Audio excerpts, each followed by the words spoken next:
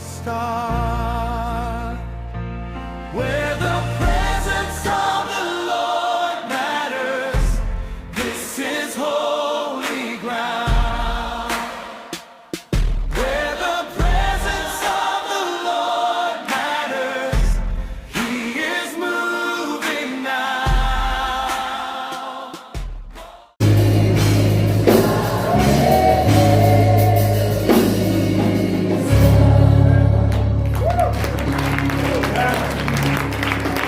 Hallelujah. Thank you so much for being visited. Sizokhonza bazalwane. Nakukho okunye sizokhonza futhi sizokhonza yena yedwa. Angaxutshwe nalutho. EnguNkulunkulu othembekile. Ngiyabona ixesha limkile. And I don't want to take too much of your time. Alisigijime nje siye kuDuteronomy chapter number 1. We will read verse number 1.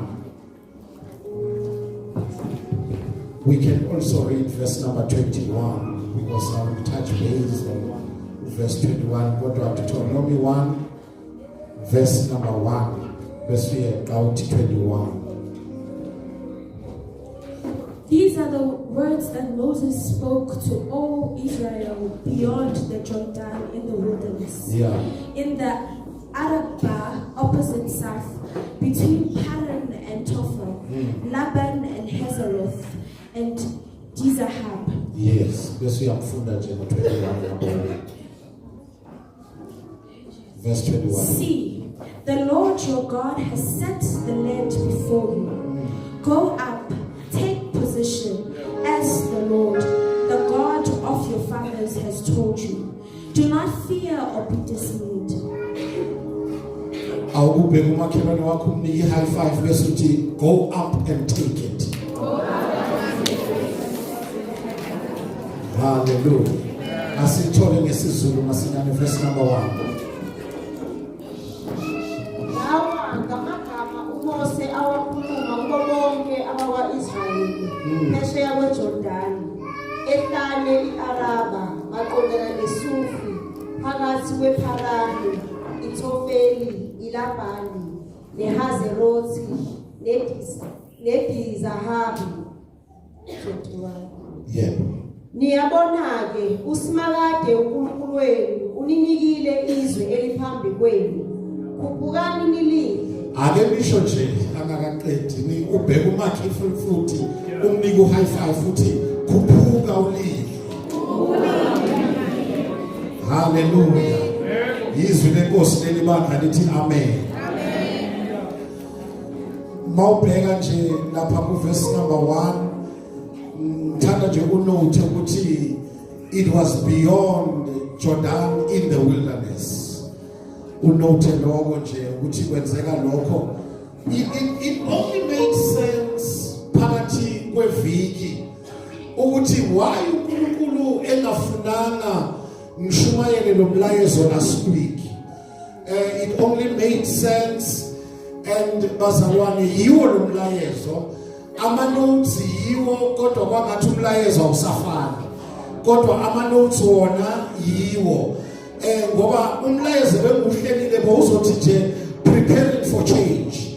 You need to prepare for what?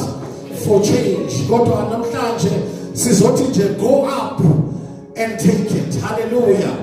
And bazalwane, like Leviticus, the book of Deuteronomy does not advance historically. Uyabona ezinye incwadi zomlando othi mawuzibuka zihambe nawe ukuthi uIsrael wasukaphi wayaphi wafikaphi kwabanjani. Kodwa le ncwadi mawuyifunda it takes place entirely in one location. And abafundayo izwi bazokutshela ukuthi konke lokho kwenzeka la kuDeuteronomy it was over about 1 month. Akuzange kuthatha isikhathi eside kwaba nje inyanga eyodwa. And then bazalwane kwase kwenza sense kimi because bengizokhuluma ngoshintsho ushintsho, bengizokhuluma ngesikhathi esizayo esizoletha ushintsho empilweni yomzalwane. We are changing seasons. Bonga notice, we are changing seasons. And abazalwane makuphela lenyanga mayithi golokoko sizothola inyanga ememezela isizini ezayo okuyinyanga okuthiwa ihlobo liyathwasa. Ngamanye amagama kakabi ihlobo kodwa yi-announcement yokuthi ihlobo liyeza. And I'm here to say to somebody, something is about to happen. Embrace yourself. Change is coming over your life. Are we together, bazalwane? Akubheka umakhelwane wakhe and say change is coming. Get ready to go up and take it by force. Hey, when you read the majority of this book, it is comprised of the farewell speech to Moses that he gave to Israel, and he gave it to the priests and the elders for the coming generation of Israel. Intenzeka lamangete bekugwela abantu abaneminyaka from 40 years, abanye beneminyaka engu-60 years, and laba bantu laba abanye babo bazalelwe eGibhithe likhona ibandla endlini. Laba abana-60 bazalelwe eGibhithe kodwa laba abana-40 bazalelwe ehlane. Bakhona abazalwane endlini. In other words, laba abana-60 bengabantwana, whether teenagers or children, they had a taste of slavery and they participated kwi-Exodus. Kwase kuba khona abazalelwe ehlane likhona ibandla endlini. It is a wonderful generation. Then uma behamba endleleni bayithola ukuthi abasekho eGibhithe, abasekho ehlane kodwa bakafiki la beyakhona. Ngiphinde futhi, abasekho eGibhithe, abasekho ehlane kodwa bakafiki la beyakhona. Abakapossess isithembiso uNkulunkulu abanike sona kodwa la bekhona they were comfortable. Ngani umyangizwa mntana sekhaya, ungaluthwa i-comfort bese ucabanga ukuthi ufikile. Sometimes uNkulunkulu uyakhipha ebugcineni, mawuthi uyaphuma uyithola usehlane. Akani umyangizwa na ungazi umsolo uNkulunkulu mawusehlane. Yingakho abantu mabesehlane bathi ayengekho yini abathuna la sibuya khona. Why wena Mose noNkulunkulu wakho nisikhipha eGibhithe nizosibulalela la? iBhayibheli lithi mabehamba bakhumbula ama-anyanisi, bakhumbula ama-cucumber, bakhumbula nenyama yaseGibhithe. Bekunokudla eGibhithe but they were in slavery. Bebantu babeceda kudla ama-anyanisi badle nama-cucumber badle nenyama, then straws were there for them to bake bricks for the Egyptians. Bakhe izindlu engasizo zabo. Uyabona kwesinye isikhathi indawo egqilazayo izokunika ukudla kodwa uzothudla ubuyisigqila. Sanibona abazalwane ethokoza. Ngengathandazo bathi uNkulunkulu ungangithatha abafana bami basasebancane ngoba ngidiscover ukuthi umndeni uzobanika ukudla kodwa bazothi bedla babe beyizigqila. Bathi uNkulunkulu akumbeke babe namandla okuyimela ngoba nami ngike ngadla ngaba nendawo yokulala kodwa ngiyizigqila.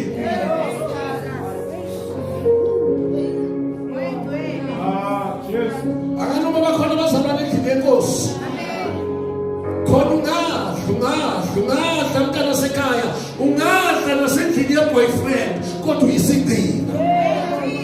Khona uyadla une-roof kodwa khona izinto ozolahlekelwa yizo. ngoba kusinda uNkulunkulu akubizele kuyo lo. Hayi bakhona abantu abakhululwayo namhlanje. Khona abantu esodestroy iGibhithe labo ngegama likaJesu. Khona abantu yabona bazalwane, kukhona abantu makhulu abangakusiza. Kodwa kunendawo abazokubamba kuyo. And ngenxa yokuthi bakubambile lapho, they don't pray for your breakthrough.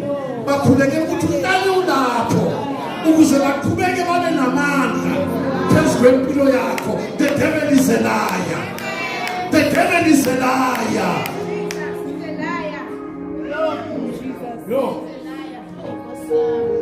Uma becelebrate ukuthi baphumile eGibhithe, bayithola besehlala. Uke wabona mawuthi uyaphumelela, uzithole sekungasena lutho, phela ihlale yila kungamili khona lutho. Ngizokhuluma nomzalwane mina othi bengithi ngibonga uyazi khona nabantu abasaba nokunika ubufakazi.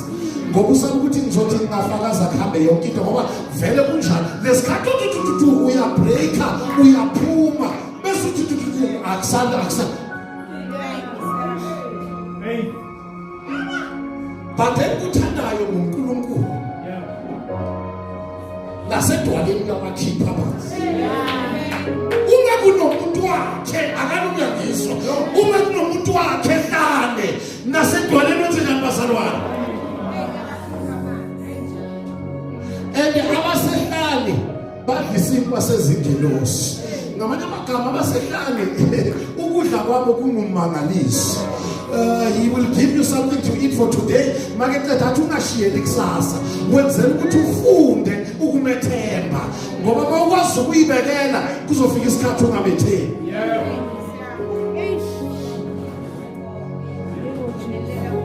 Ayinkosi.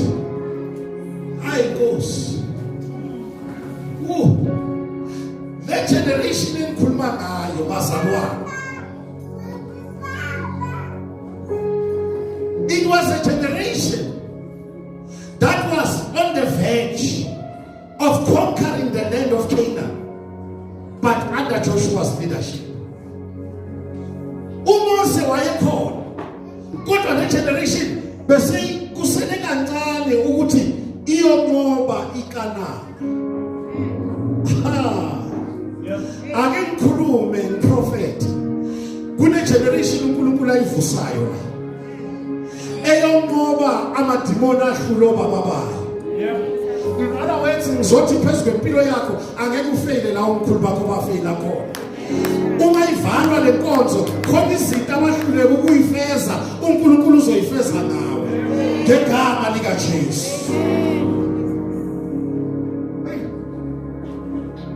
But inkinga yalabazalwane, i-assignment kwakusase yiyo leyo, but izinto zayishintshile.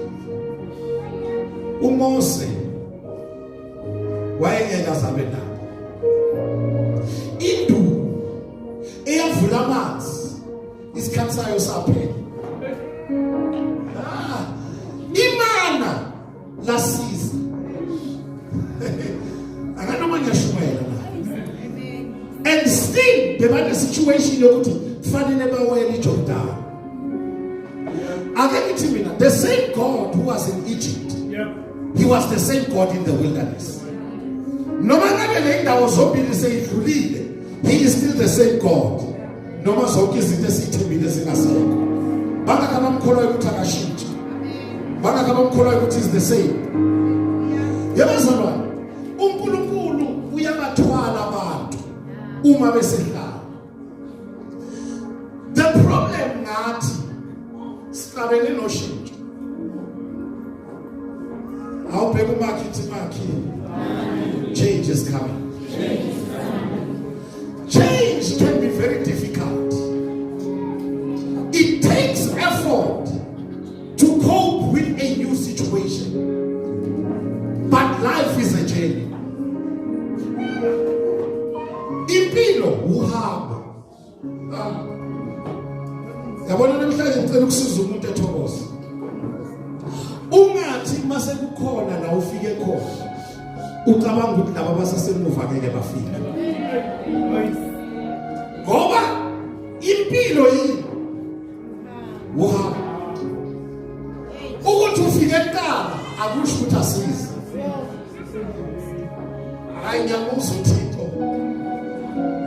awutshela umakhe uthi ngisakathana. Sinenkinga zwani yokuthi kunabantu abathi banga-achieve bacabanga ukuthi yibo bodwa banelungelo loku-achieve. Kodwa mangabe bowungazi sizakathana. Ngiyakhumbula nalapha e-KZN bekunendoda kasomabhizinisi ogama lakhe lingusizakathana. Khona siyeza. Khona senjani bazalwane? Inkinga ngeke sifike kanye kanye kodwa siyeza. Mina ngizwe isiZulu sithi isinamuva liyabuya. Amen baba, amen. Wangathi yethi celebration masifika ngeke ifane neyakho. Mtshele mangabe yakhona ithi makhi yes. And the nine people kunje. Kunesikhathi soku-overtake. Mangabe bowungazi kukhona abantu ozobafika uba overtake. Kodwa kusalayo nabo bayeza. My question is, wenza njani uma kunomuntu ofika wena overtake? Can you still celebrate them? Hayi.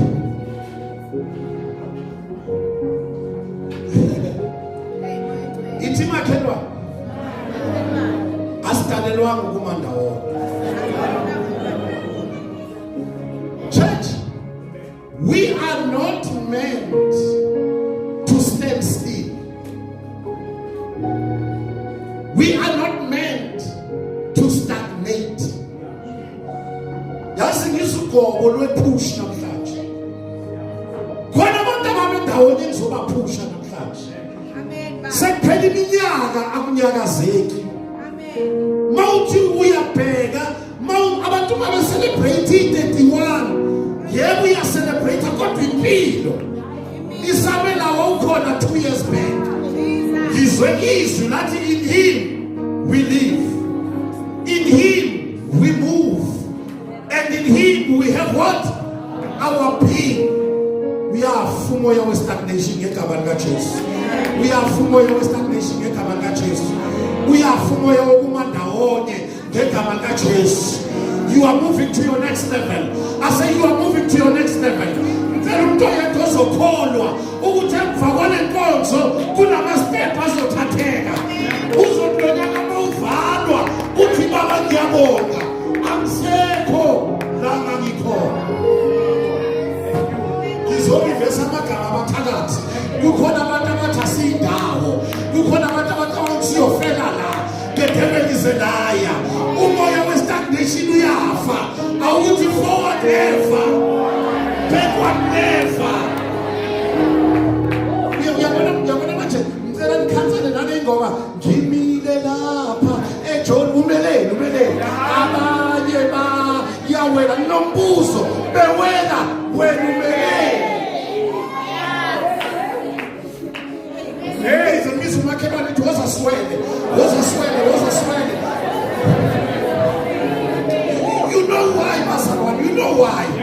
Life is a journey. Usukhazwa ukuthi umile. Usukhule nasesontweni ukuthi umile. Angikwazi uma abanye bawela. This is my season yokwela. I'm moving from poverty to riches. Ngegama lika Jesu. Ngiyawukhuza umoya wokumandawonye. Ngiyawukhuza umoya wokumandawonye ngegama lika Jesu. Ngizothi kuwe get up and take it. Awuthi get up. Go up and take it.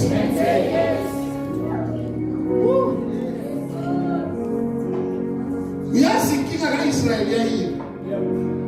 Bafika la ngaseJordan bathola esinye isizwe basikhonkanisha bathatha iland. Then they thought kuphelele. Mawubuka kuneverse lapho uNkulunkulu uthi you have been in this place for too long. Awusiza Shumayeli umuntu oseduze kwakho. Ithi uhleli la isikhathi eside. Kunomzalwane ezwane othandazela umsebenzi. Nangempela uthola umsebenzi abese ucabanga ukuthi ufikile. Kanti aka-understand ukuthi umsebenzi uletha icapital. Ezophusha umuntu akanomuyangizwa umsebenzi indlela ezophusha umuntu ukuthi aye ku next level ngegama lika Jesu. You are going up.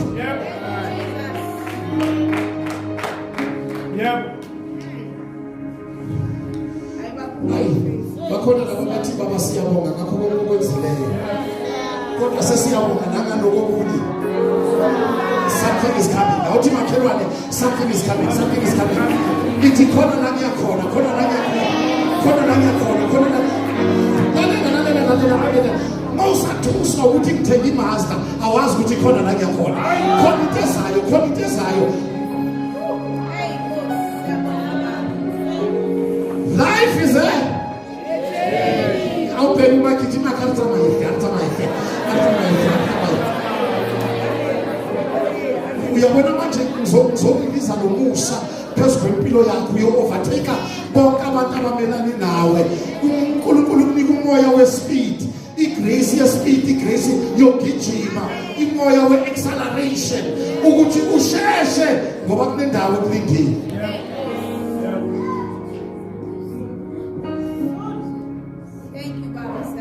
Umzwile 21. The Lord God has set the land before you. Inkinga awukakayiboni ukuthi uNkulunkulu ayibeke phambi kwakho. Namhlanje ngizomemezela njengoMose kunento uThixo ayibeke phambi kwakho. Yeah. Mabe phuma eGibhithe. Yeah. Bawe ulwandle olubomvu.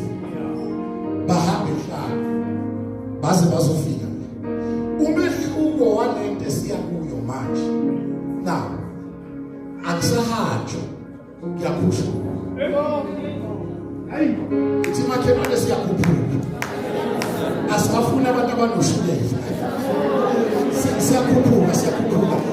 Yabona makhushu bamkhathini akufuneka abantu abanephika. Siyakhuphuka. Ngamanye amagama asikhuphuki nje ngezinto, sikhuphuka ngomthandazo, sikhuphuka ngokuzila. Singakho manje ngizwa bazalwane, mangabe bothandaza 30 minutes awuthi ukuyinyusa. Uthi siyakhuphuka. Ngoba umthandazo manje sekushaye i-hour. Ngeke awuthi khuphuka makhelwane.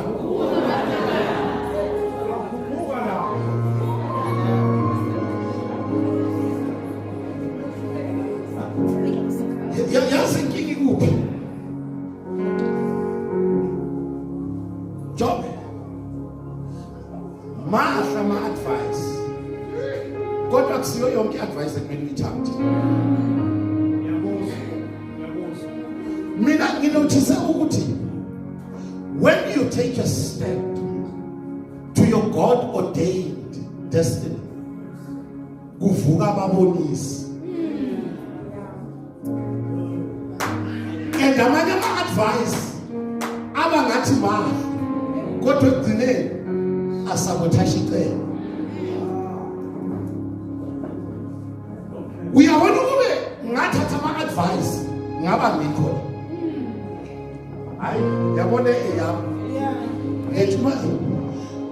uyabona abantu bazokunabe advice bakubonisa ukuthi ukuhlala lapho kuhle kangakanani. Bakutshele ngama-benefits bese baveza ubungozi bokufanele uye. Bakutshele ngobungozi bokusuka la uyakhona. Abantu bazalwana noma niyangizwa yini? Abazalwane bazoba ngazothi they've got your best interest at heart. Kanti the aim is to sabotage the plan. Abanye benu ngabe kade naqala amabhizinisi but khona abantu abakutshela ngerisk bangakutshela ngeglory. And usathane mayifuna ukusabotage akakutsheli ngeglory, uzokutshela ngerisk. Kanti yonke indlela inerisk. Uma behamba kuba khona ama-advice, ba-advisor uMose. Hey mina ngifuna awufunda uverse 23 ntanami ngizosiza umuntu namhlanje. Verse 23. The thing seemed good to me. Yeah. And I took 12 men from you, 1 man from each tribe. And they turned and went up into the hill country and came to the village of Eshcol and spit it out. And they took in their hands, Verse 23 yedwa ngithi. the thing seemed good to me. Yeah. And I took 12 men from you, one from each tribe. Lalela bazalwane. Bekungasi idea kaMose yokuyothumela ama spies. Yokuyothumela abantu abaspaya izwe. Yokuyothumela inhloli. Bekungasi idea kaMose. 2, bekungasi instruction kaNkulunkulu. Bekuyi idea yabantu. Bathi ake sithumele inhloli. Make baphendula la ngoba sekuyisikhathi sokuhamba. Uthi lento ayisho, it seemed good to me. Then I selected men from each tribe. But inkinga mabebuya bonke labo bantu. Babuya bathi hey kunama giant lapha. Ngoba each and every advice inobungozi bokusabotage. Bazalwane sanibona lethokoza. Mina ngikutshela ukuthi kukhona abantu abanga-advisor negative nanoma solutholile ubambo lwakho.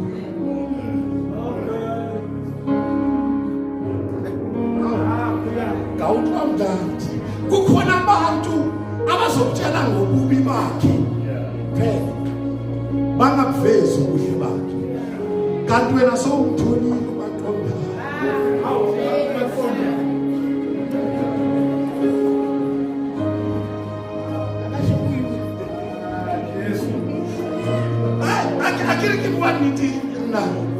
Ngikwanita kilikokereke nathi izwana kube sasihamba ngama-advice mhlawumbe ngaba sishadanga nabantu esishadela ngoba bekuza kube kwangazothi ama-advice akusiyo yonke into enhle edalelwe wena. Some of the things they look good but they are not real.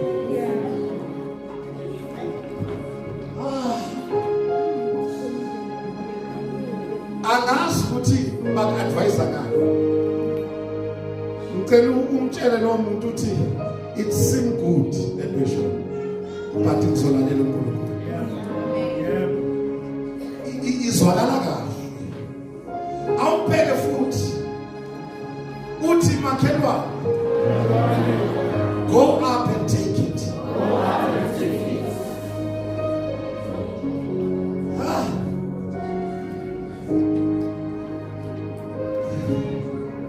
uMose angeke saba khona endleleni but uNkulunkulu usasekhona. Awufunde mntana verse 30 to 31. Ayikwangathi nami ngingasho nje ngawe ndoda. There is no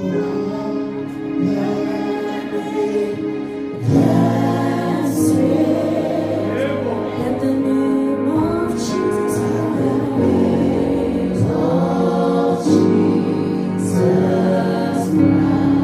there is no other name. There is no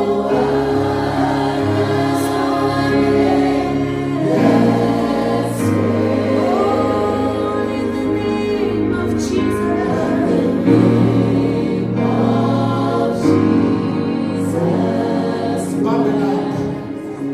31 full 30 ume 31. The Lord your God who goes before you will himself fight for you, just as he did for you in Egypt, before your eyes.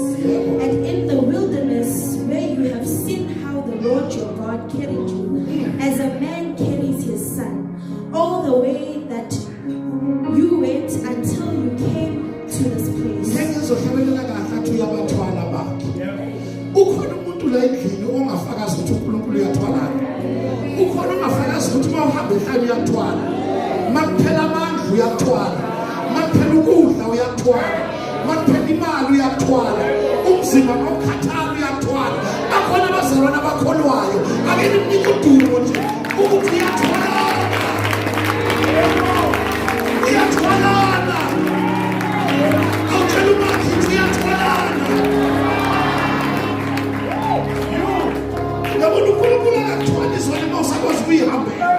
uNkulunkulu ufuna la besuka-ke kakhona uthi angizazi ngiphuma kanjani abesiyehla azothwala umuntu. Ake nguhlebele wangithwala nami zake zahamba izinto wangithwala kwalahleka umsebenzi wangithwala kwahamba imoto wangithwala basuka abantu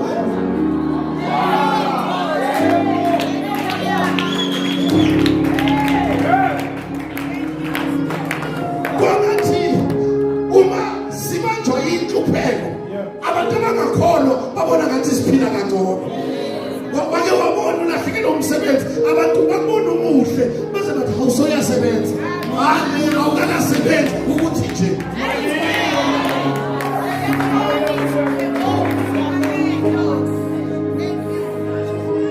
abanye bethu kuba kathonana ngabe sesafa ithu yabathwala abaholi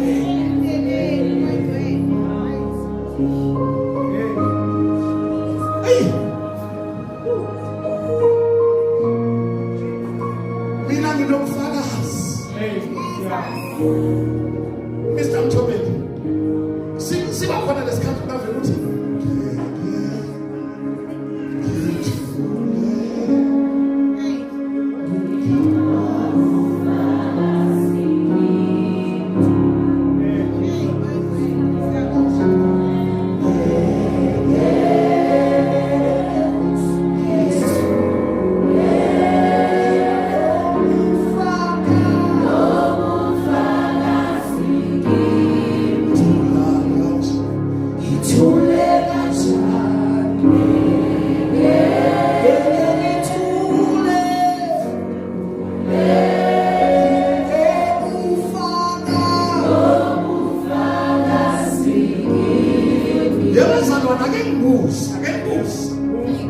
singathula kanjani sikwazi ukuhambisa abantwana ezikolweni kodwa imali ingekho silahlekelwe imisebenzi ake nginikele ubufakazi obuncane umuntu ade yoqala icrash ngangingasebenzi mina uyabona kwaze ngalandwa umuntu womndeni wathi endoda awukuyobhalisa igrant ngangizwa lento ngezwe ukuthi sekunomoya ofuna ukungibamba ngathi yabona mangingabakhulisa ngegrant ngibe ngikhona kuyise kubaba wabo bazoba nomoya wegrant babe nomoya wokhiwa babe nomoya wokukala kade bebelizelayo ngamangala makuvula ikolo ngangiphethe umfana wangesana ethi enkoleni sasa ekade school bracket enkolo ngayibuza ukuthi ngikhone kanjani singathula kanjani bazalwane silale sigile sikenamali singathula kanjani sibekele isikhathi sokuphila kodwa namanje silala singathula kanjani ngiyayisho lo mntana wathi uthini ngabatshela ingoma yami iculwa ithi utheni ngabatshela ngoJesu ukuthi uyaphila awuzumaki utheni ngabatshela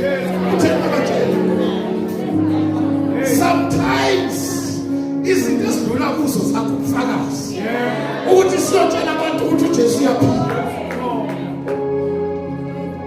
phela umsebenzi walahlela unkosikazi ekhulele sayale ngasekrekele uFumankind sasiku 7 days fast ngiyakhumbula ngelanga lesine sasinamadoda sibabili endaweni eyisiganga eyicamp silele lapho sithandaza sicela uNkulunkulu izinto yanendoda mfundisi ngikubonile ebusuku uphusha itroli wenza igrosa uyothengela abantwana ngathi mina kanjani kodwa ngathi mangiphuma lapho ngathi ngiyabonga Nkosi ukuthi sekwenzakele wathezana umntana kodwa ngingathula kanjani ngingakutshela ukuthi muhle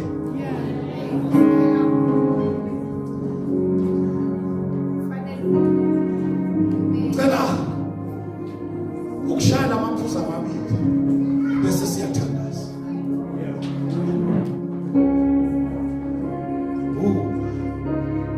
hallelujah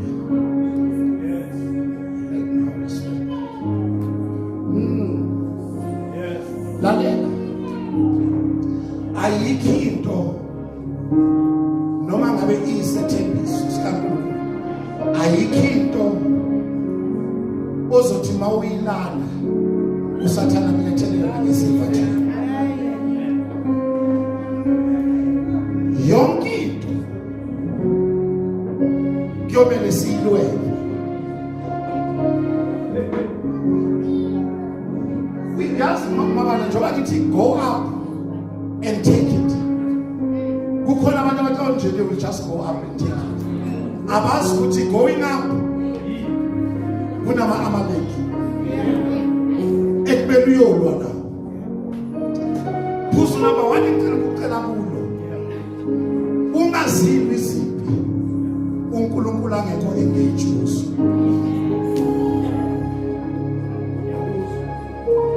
Mfundele mntanami uverse 42.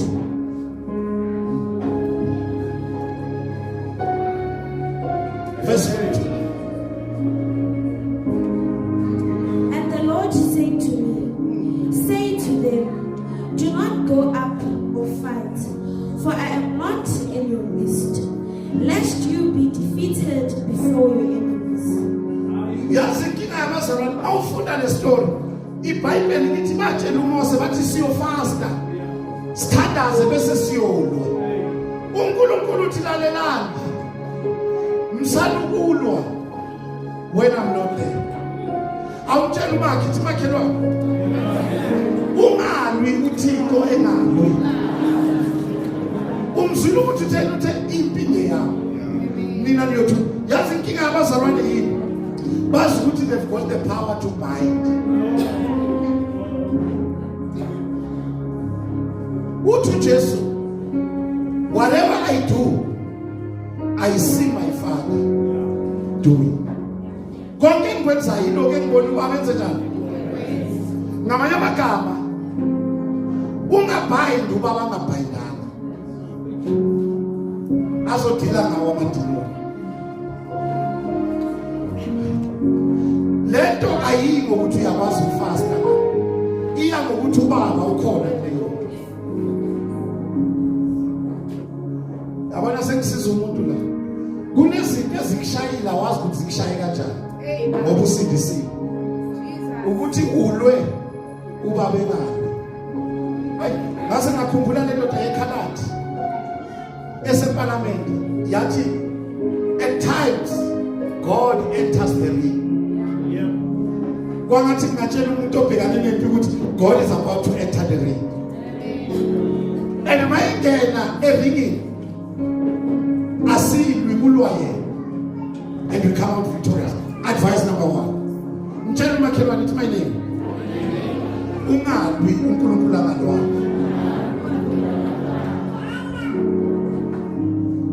Yazi inkinga ngabazalwane yini? Bacabanga ukuthi ngoba bona basindisiwe, ne? uNkulunkulu akabathanda abanye abantu. Uyabona ngoba wena usindisiwe ucabanga ukuthi uNkulunkulu manje uhamba usukela wonke lo muntu ngoba wena greater is he who is in you. Uhamba basukela, uyabona ngoba umuzwa athi no weapon formed against you shall prosper. Uhamba ufuna ukulwa everywhere we are nowhere. But I'm here to disappoint you. Uma yena ingalwi phuma kuleyo. Uyalizwa? Phuma kuleyo.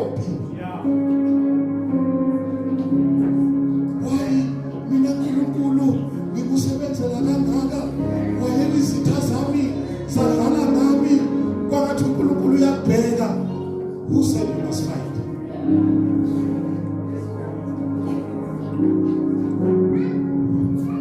Number 2, as you go, uyopossess izinto zakho. Akusiya ama-enemy kuphela ozohlangana nawe endleleni. Abanye abakini. Yeah.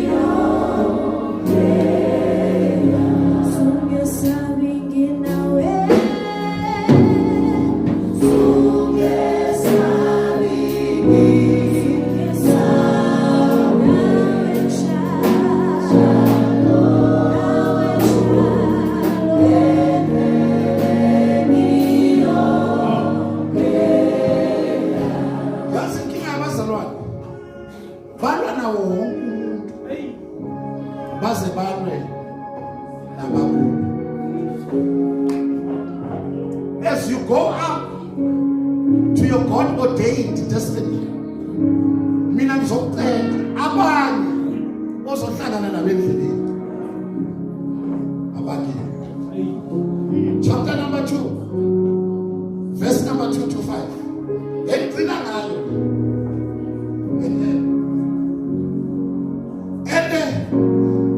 Into yenza ukuthi silwe nabo. Bananezinto nathi esiyikhulekele. Mawuhambe endleleni uyazi ukuthi ulindeleni. As you go endleleni uyopossessa what is yours. Uzohlangana nabantu abanezinto oyifunayo. Ungalwi nabo bonke ngoba bayi abakini. Njalo makhelwane uthi makhi asilwi nawo wonke umuntu ngoba abanye abakithi. Fundeni verse number 2. Then the Lord said to me, "You have been traveling around this mountain country long enough. Turn northward and command the people. You are about to pass through the territory of your brothers, the people of Esau, who live in Seir, and they will be afraid of you. So be very careful. Do not contend with them, for I will not give you any of their land. No, not so much for the sole of the foot to tread on, because I have given Mount Seir to Esau as a possession." Lalela uzohlangana nabo bakusaba kodwa ungalwi nabo. Uthi mansuka la you will enter the territory of your brothers. Don't contend with them. Awutshela makhelwane wakhe ithi manini uNkulunkulu ngeke akunike into yakho. Mangete yazi waye amabandla lenkinga. Wena ukujeni uyolanda izinto uNkulunkulu aphezulu. But inkinga yakho ukuthi endleleni uzohlangana nomthombeni. Umthombeni unezinto nawe uyifunayo bese ulwa naye. Uthi uNkulunkulu angeke ngikunike kamthombeni ngoba naye ngibusisile. Wena ngibekele yakho musukulweni izinto zabanye kahle kahle njengoba ngishumayela kukhona ababangisa abanye laphaya ngoba bacabanga ukuthi yibe kumele babe laphaya. Angeke uyithathe yaloya ngoba nawe uneyawo. Sesikavala ngithi emakhaya nibazwile bomandlovu ukuthi badubula kanjani. Akuhle lapha phansi nje direct. Ngabe yimi. As you go, you will come across the territory of your sisters. Don't contend with them. Ubaba ngisaluthi sibashayela izandla. Umona man. Awubheka umakhelwane wakho umbheka ukuthi uyasmayila yini. Nomindlisiyo.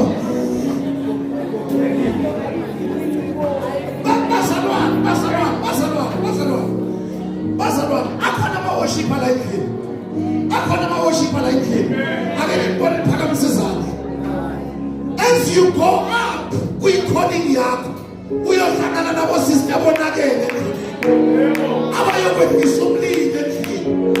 Don't contend with them. Because uNkulunkulu uthi akeke ngikunike yakho. Hayi abathona mntana awufunde ngesizulu. Ufuna ufunde ngoba ngikhuluma ufunde ngesizulu. Bakithi ngiyayithanda i-keyboard. Kodwa ngibona ukuthi endleleni yami yobizo kunabo kude. Ngiyathanda angithandi. Angeke ngikunike yakho. Ngingamane ngithi ndoda awungisize. Nami umfundisi. Kukhona abantu abangakwazi ukuya emntwini bathi how did you make it? Instead they try to remove ayimana ngalo myangisi. Angeke umntana kaNkulunkulu umremove ukuze ngene wena. Funda ngesizulu bona ke.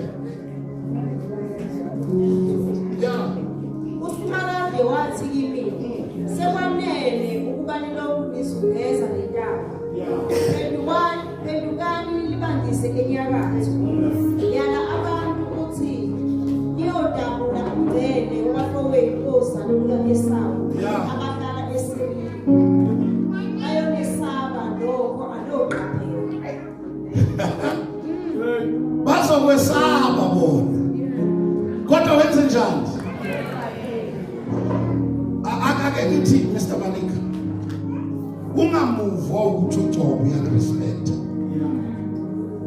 Abo nje ukuhlele eduze kwakhe. Admire respect. Bese uzibona kwangazothi. In other words, when you come across your brother or your sister, be careful. Noma ngabukeka eTVD week yabo enovalo. But into engifuna ukukutshela yona. Senya prophet manje. Wena umntwana kaNkulunkulu. Lento uNkulunkulu akuphe yona angekho zoyithatha.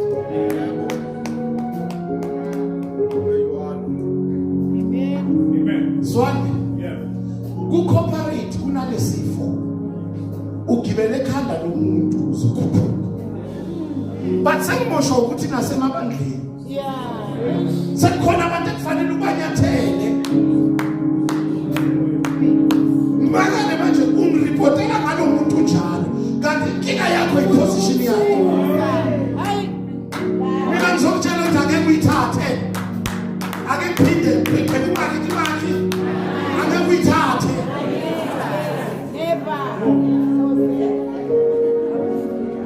Why usizakala ngokulimala kwabanye? Yingoba balawo ufuna ukungena khona.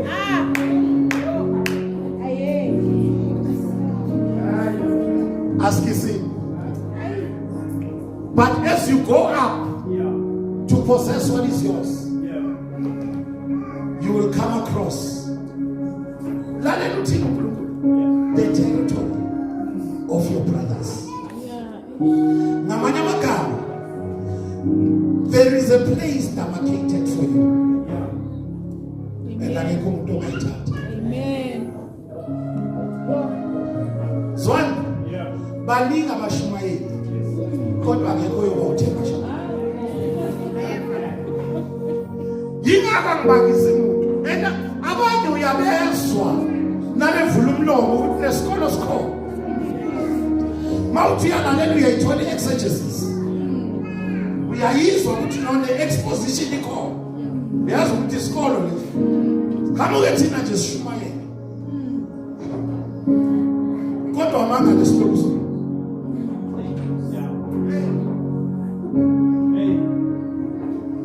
Uyophatha nabantu abanazinto ngaphezulu.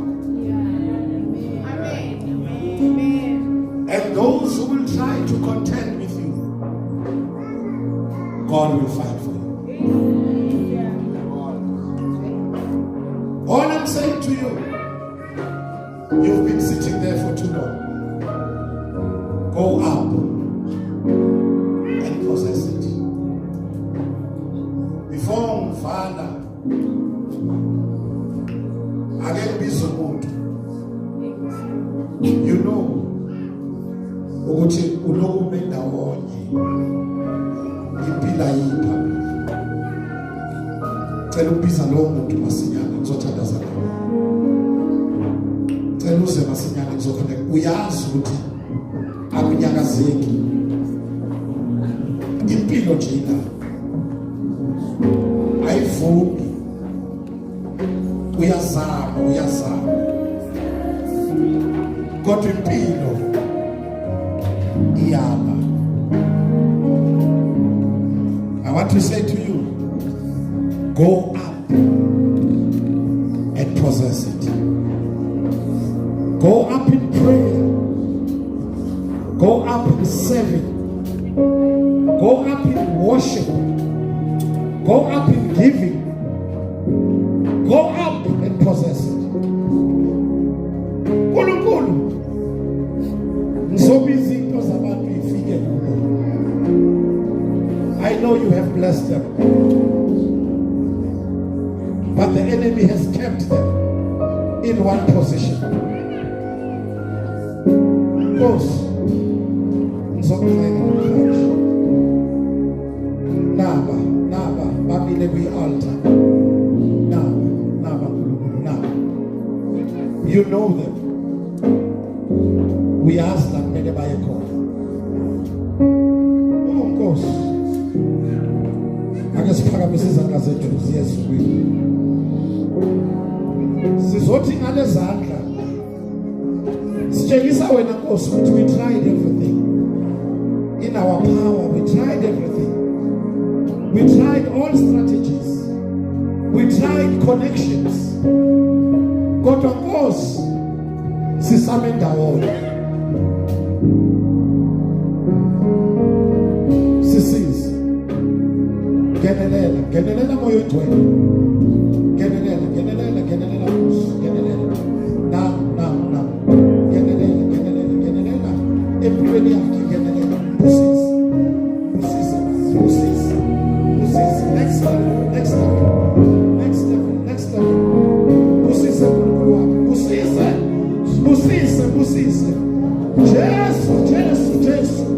Just like Next level, your provision. Why was that nation? You don't have a right. You don't have a place. Next level,